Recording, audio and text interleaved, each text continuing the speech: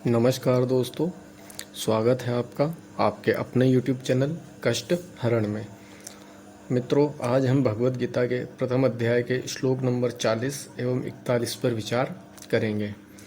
अधर्माभिभवात् कृष्ण प्रदुष्यन्ति कुलस्त्रियः स्त्रीषु दुष्टासु वार्ष्णेय जायते वर्णसंकरः। हे कृष्ण, जब कुल में अधर्म प्रमुख हो जाता है तो कुल की स्त्रियां दूषित हो जाती है और स्त्रीत्व के पतन से हे वृष्णिवंशी अवांछित संतानें उत्पन्न होती है। तात्पर्य: जीवन में शांति, सुख तथा आध्यात्मिक उन्नति का मुख्य सिद्धांत मानव समाज में अच्छी संतान का होना है। वर्णाश्रम धर्म के नियम इस प्रकार बनाए गए थे कि राज्य तथा जाति की आध्यात्मिक उन्नति के लिए समाज में अच्छी संतान उत्पन्न हो।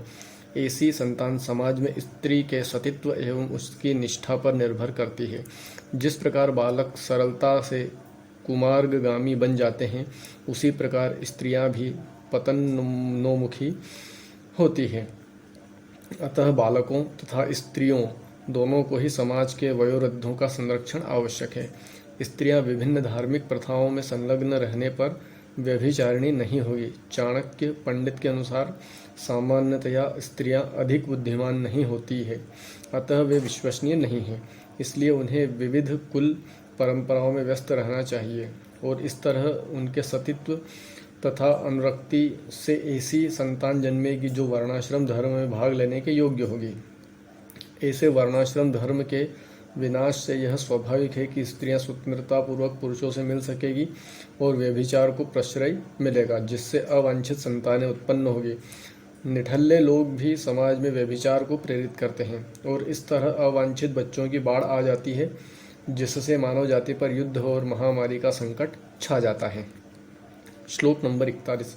संकरो नरकायेव कुलघ्राणां कुलस्य च पतन्ति पितरो ह्रोष्यां लुप्तपिंडोदक्रियाः। अर्थात अवांछित संतानों की वृद्धि से निश्चय ही परिवार के लिए तथा सामाजिक परंपरा को विनिष्ट करने वालों के लिए नारकीय जीवन उत्पन्न होता है। ऐसे पतित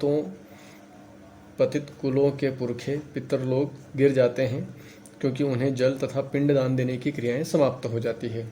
तात्पर्य: सकाम कर्म के विविध विधि विधानों के अनुसार कुल के पितरों को समय समय पर जल तथा पिंड दान दिया जाना चाहिए। यह दान विष्णु पूजा द्वारा किया जाता है, क्योंकि श्री विष्णु को अर्पित भोजन के उच्छिष्ट प्रसाद के खाने से सारे पाप कर्मों से उद्धार हो जाता है।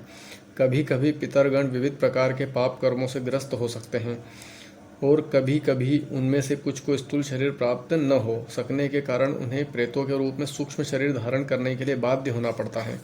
अतः जब वंशजों द्वारा पितरों को बचा प्रसाद अर्पित किया जाता है तो उनका प्रेत योनि या अन्य प्रकार के दुखमय जीवन से उद्धार होता है। पितरों को इस तरह की सहायता पहुंचाना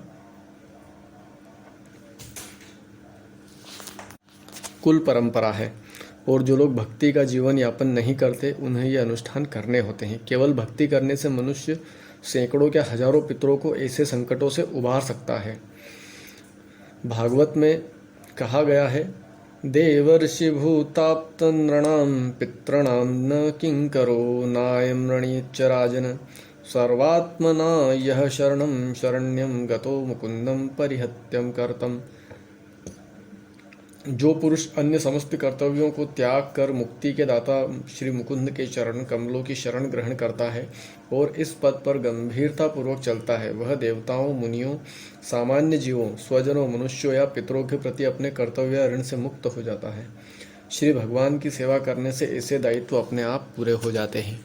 इसीलिए कहा गया है कि सदैव भगवान श्री कृष्ण के किसी भी नाम का निरंतर जप करते रहना चाहिए। हरे कृष्ण। नमस्कार।